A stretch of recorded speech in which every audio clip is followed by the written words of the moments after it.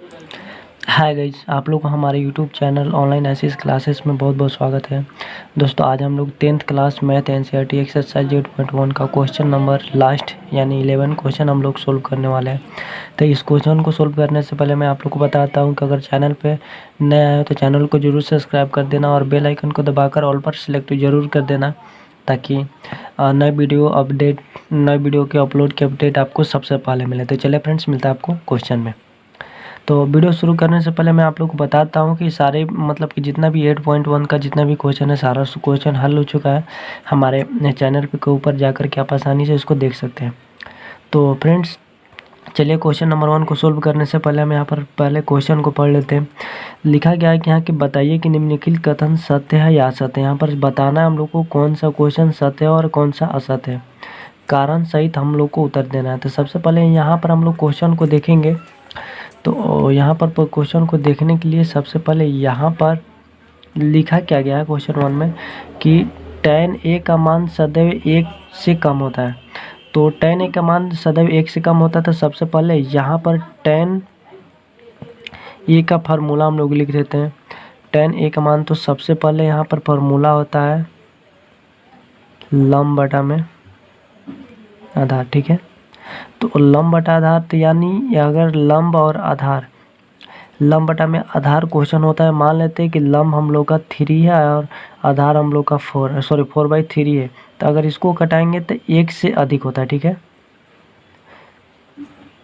1 से अधिक होता है। यही मान लेते हैं अगर लंब 3 है और आधार कम है, ठीक है। तो यहाँ पर अगर इन दोनों को हम मल्टीप्लाई करेंगे, डिवाइड करेंगे, तो यहाँ पर 1 से कम होता है, ठीक है। तो आप यहाँ पर देख सकते हैं कि यहाँ पर एक अधिक हो रहा है, यहाँ पर कम हो रहा है।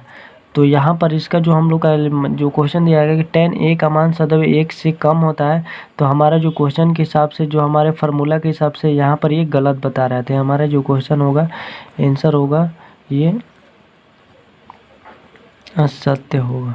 या इसके मान में भी जाकर के आपके जिसका जो वैल्यू होता है, तो ये वैल्यू में भी आप जाकर के देख सकते हैं, इसका आपका मान आपको पता चल जाएगा, ठीक है। चलिए क्वेश्चन नंबर आगे बढ़ते हैं। देखिए यहाँ पर क्वेश्चन नंबर 2 क्या बोल रहा है कि कोण ए के किसी भी मान के लिए सेक ए का मान इतना होगा। तो 100% ये सही है। कैसे? अब यहाँ पर हम आपको बताते हैं कि ये आपको कैसे सही है, ठीक है। तो सबसे पहले सेक ए का फार्मूला लिखिए। सेक का फार्मूला होता है कर्ण बटा में आधार, ठीक है। तो कर्ण बटा में आधार होता है, तो कर्ण हमेशा बड़ा होता है, ठीक है। तो यहाँ पर कर्ण कितना है? 12, कितना है? 5 है। तो यहाँ पर किसी भी मान के लिए ए का मान किसी मान के लिए से के बराबर इतना हो सकता है। मान लीजिए अगर यहाँ पर हम लोग का अगर 10 भी है और बटा में 2 है, तब पर भी ये बड़ा होगा। अगर मान लीजिए 3 है बटा में 2 है, तब पर भी इससे बड़ा होगा।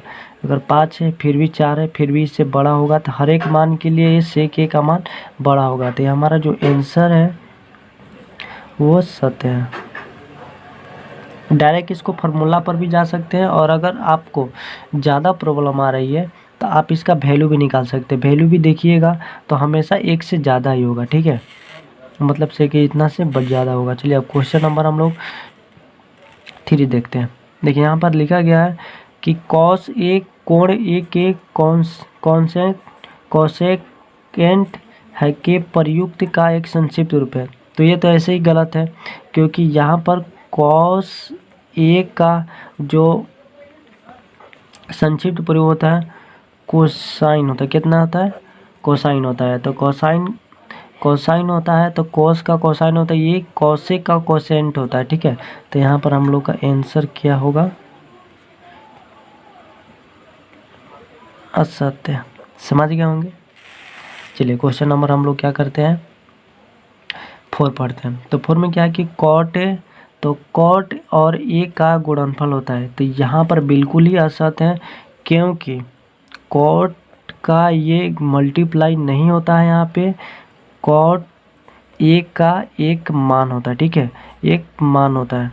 जैसे कॉट का 30 डिग्री, जी कॉट 0 डिग्री, मतलब जो भी हो, अब उसके हिसाब से यहाँ पर थीटा का मान होता है। यहाँ पर थीटा भी लिख सकते हैं।